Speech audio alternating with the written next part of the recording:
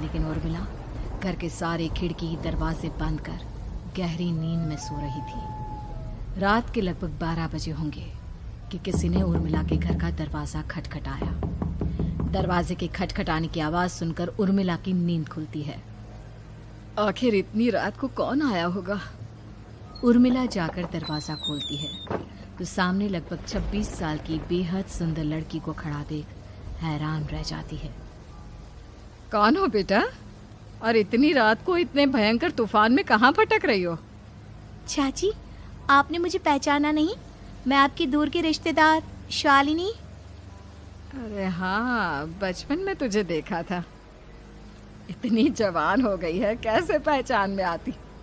लेकिन तू यहाँ क्या कर रही है, और वो भी ऐसी अंधेरी तूफान भरी रात में? उर्मिला की बात सुनते ही शालिनी की आंखों से आंसू बहने लगे। वो फूट फूट कर रोने लगी। ये देखकर उर्मिला को कुछ समझ में नहीं आया और उसने शालिनी का हाथ पकड़कर घर के अंदर आने के लिए कहा। जैसे ही शालिनी घर के अंदर रोशनी में आई, उर्मिला की नज़र उसके पेट की तरफ गई, जिसे देखकर ये साफ पता चल रहा था कि वो प्रेग्नेंट है। अरे, तू तो पेट से है। ऐसी हालत में, इतने भयंकर तूफान में, आधी रात को बाहर भटक रही है। आखिर बात क्या है बेटा, मुझे सब कुछ साफ साफ बता। क्या बताऊं चाची, ये सब जिसकी वजह से हुआ है उसके बारे में बताने में भी मुझे शर्म आती है। मैंने घर वालों की मर्जी के खिलाफ जाकर एक लड़के से शादी कर ली थी, पर वो शादी के 1 महीने बाद ही मुझे छोड़कर चला गया। छोड़कर चला गया का क्या मतलब? क्या उसके साथ कोई हादसा हो गया? नहीं, उसे कोई दूसरी लड़की पसंद आ गई और मेरी प्रेगनेंसी की खबर सुनते ही उसने मुझे बेसहारा छोड़ दिया। उसके बाद मैं अपने घर गई, लेकिन माँ पापा ने मुझे घर में कदम तक नहीं रखने दिया। तभी मुझे आपकी याद आई। कोई बात नहीं, कोई बात नहीं, तुमने यहाँ आकर अच्छा ही किया। एक काम करो, तुम आराम करो। वैसे भी ऐसी हालत में इतना घूमना फिरना और इस तरह आधी रात को बाहर भटकना ठीक नहीं होता। प्रेग्नेंट औरत को आधी रात को घर से बाहर नहीं निकलना चाहिए। बुरी आत्माएं उस पर अपना असर दिखा सकती है। और इतना कहकर उर्मिला ने शालिनी को एक दूसरे कमरे में जाकर आराम करने के लिए कहा। लेकिन जैसे ही शालिनी अपने कमरे में जाने लगी, अचानक से उर्मिला ने उसे रोक लिया। एक बात बताओ बेटा, तुम्हारा कौन सा महीना चल रहा है? पेट देखकर तो लगता है कि लगभग 6 महीने पूरे हो गए होंगे। उर्मिला की बात सुनकर शालिनी के होठों पर मुस्कुराहट आ गई।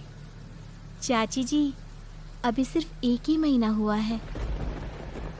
शालिनी की बात सुन उर्मिला दंग रह गई। उसे समझ में नहीं आ रहा था कि प्रेगनेंसी के पहले ही महीने में शालिनी की हालत ऐसी क्यों थी। लेकिन फिर उसने बात को नजरअंदाज कर शालिनी को आराम करने के लिए कहा और खुद भी कमरे में जाकर सो गई। अभी कुछ ही घंटे बीते थे कि अचानक से एक बच्चे के बड़े ही अजीबोगरीब बेढंगे तरीके से रोने की आवाजें उर्मिला के घर में गूंजने लगी। उन आवाजों को सुनकर उर्मिला की नींद फिर से खुलती है। ये अचानक बच्चे के रोने की आवाज कहां से आने लगी? उसने उठकर चारों तरफ देखा, पर वहां उसे कोई नजर नहीं आया। उर्मिला घबराते हुए शालिनी के कमरे में गई तो वहां उसे कमरे की दीवार पर एक बेहद खौफनाक साया नजर आया, जिसे देखकर उर्मिला बुरी तरह से घबरा गई। आखिर ये सब क्या हो रहा है? शालिनी, शालिनी उठो! उसने जोर जोर से आवाज देकर शालिनी को जगाने की कोशिश की, लेकिन ऐसा लग रहा था जैसे उसकी आवाज शालिनी तक पहुंच ही नहीं रही थी। कमरे की दीवार पर एक बहुत बड़ा और बेहद डरावने दिखने वाले इंसान का साया और एक बच्चे के अजीबोगरीब ढंग से रोने और चीखने की आवाजें अब उर्मिला को ज्यादा डराने लगी थी। उर्मिला को शालिनी की चिंता सताने लगी और उसने पूरी ताकत के साथ चीखकर शालिनी को आवाज लगाई, शालिनी! तभी अचानक सब कुछ एकदम पहले जैसा हो जाता है और उर्मिला की आवाज सुनकर शालिनी की नींद खुलती है। क्या हुआ चाची, आप इतनी तेज क्यों चिल्ला रही हैं? अब ठीक तो है ना? अभी मैंने तुम्हारे कमरे में कुछ अजीब सा देखा। तुम ठीक हो ना शालिनी? मुझे यहाँ एक बच्चे के रोने की आवाजें आ रही थी। लगता है आपको मेरी कुछ ज्यादा ही चिंता हो गई है। आपने मेरी प्रेगनेंसी के बारे में कुछ ज्यादा ही सोच लिया होगा। मैं एकदम ठीक हूँ, आप आराम से सो जाइए।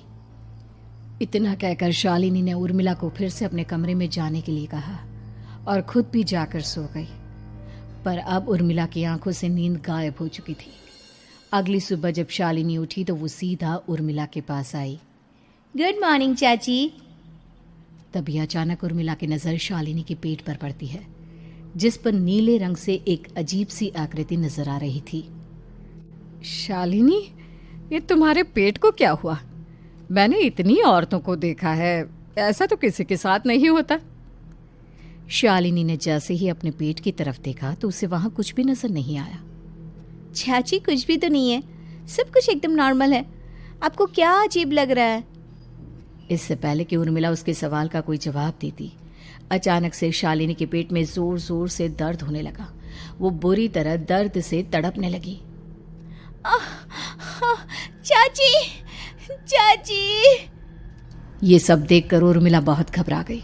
उसने धीरे धीरे शालिनी के पेट को सहलाना शुरू किया, लेकिन शालिनी का दर्द कम नहीं हुआ। उर्मिला जाकर रसोई से पानी का गिलास लेकर आई और शालिनी को पानी पिलाने की कोशिश करने लगी। ले बेटा, पानी पी ले, तुझे आराम मिलेगा। ले ले। नहीं चाची, मुझे बहुत तेज दर्द हो रहा है। अरे थोड़ा पी ले बेटा। जैसे ही उर्मिला ने शालिनी को पानी पिलाया, उसने देखा कि गिलास में बचा पानी का रंग नीला पड़ गया और शालिनी की आंखें अजीब हो गई। उसके पेट पर बच्चे का एक डरावना चेहरा नजर आने लगा। ये सब देखकर उर्मिला की डर से हालत खराब होने लगी, पर तभी शालिनी का दर्द ठीक हो गया। बेटी, अभी तुम्हारा दर्द ठीक है तो ऐसा करो, तुम थोड़ी देर आराम कर लो। शालिनी को आराम करने के लिए कहकर उर्मिला तेज कदमों से चलकर घर से बाहर निकल जाती है और पास ही रहने वाली एक औरत कालिंदी के पास पहुंचती है। अरे उर्मिला बहन, बड़े दिनों बाद दिखाई दी, क्या हुआ? बहुत घबराई हुई सी लग रही हो, सब ठीक तो है ना? क्या बताओ कालिंदी बहन, मेरी एक दूर की रिश्तेदार आई हुई है। वो पेट से है और उसके साथ ना अजीब अजीब चीजें हो रही है। अब उर्मिला सारी बात कालिंदी को बताती है, जिसे सुनने के बाद काले जादू और तंत्र विद्या की माहिर कालिंदी एक ताबीज बनाकर उसे देती है। बहन, मुझे शालिनी पर किसी बुरी आत्मा का साया लगता है। ये ताबीज ले जाओ, आज रात को 12 बजे उसे पहना देना, फिर सब ठीक हो जाएगा। उर्मिला ताबीज लेकर घर वापस आती है और अब आधी रात के होने का इंतजार करने लगती है। जैसे ही आधी रात होती है, वो नींद में सोई शालिनी को ताबीज पहना शांति से अपने कमरे में आकर अपने पलंग पर लेट जाती है। अब सब ठीक हो जाएगा। ये सोचकर उर्मिला शांति की एक सांस ही लेती है कि तभी अचानक उसकी आंखों के सामने कुछ ऐसा आता है जिसे देखकर उर्मिला डर से चीखने लगती है। तुम कौन हो? कौन हो तुम? जाओ यहाँ से, जाओ जाओ यहाँ से। तभी उर्मिला की एक जोरदार दर्द भरी डरावनी चीख वहां पर गूंज गई। उर्मिला की आंखों के सामने एक बच्चा खड़ा हुआ था, जिसका पूरा शरीर किसी बूढ़े की तरह नजर आता था, लेकिन मुंह किसी नवजात बच्चे की तरह था। उसकी आंखें गुस्से से लाल थी और वो घूर घूर कर उर्मिला की तरफ देखा जा रहा था। कौन हो तुम? कौन हो? उर्मिला के चीखते ही वो बच्चा जोर जोर से रोने लगा। घबराकर उर्मिला ने अपने हाथों को अपने कानों पर रख लिया। उसकी समझ में नहीं आ रहा है कि आखिर ये सब उसके साथ क्या हो रहा है। कौन हो तुम? कौन हो? क्या चाहते हो मुझसे? जाओ जाओ यहाँ से, आखिर तुम हो कौन? तभी अचानक से उर्मिला के पूरे घर में लाल रंग की रोशनी फैल गई। वो बच्चा धीरे धीरे कदमों से चलता हुआ उर्मिला की तरफ बढ़ने लगा। किसी नवजात पैदा हुए बच्चे के जैसे उसके रोने की आवाज अब उर्मिला के कानों में गूंज रही थी। लेकिन कुछ ही सेकंड में वो चुप हो गया और उसने बेहद खतरनाक आवाज में उर्मिला के सवाल का जवाब दिया। मैं वो हूँ जो अब तक पैदा नहीं हुआ, लेकिन जब मैं पैदा हो जाऊंगा तो वो होगा जो अब तक कभी नहीं हुआ। ये क्या कहना चाहते हो तुम? ऐसा क्या हुआ जो अब तक नहीं हुआ? तबाही होगी, तबाही। सब कुछ खत्म हो जाएगा और ये जो लड़की मुझे जन्म देने वाली है, मैं उसका खून पी जाऊंगा, सारा खून। उस बच्चे की बात सुनते ही उर्मिला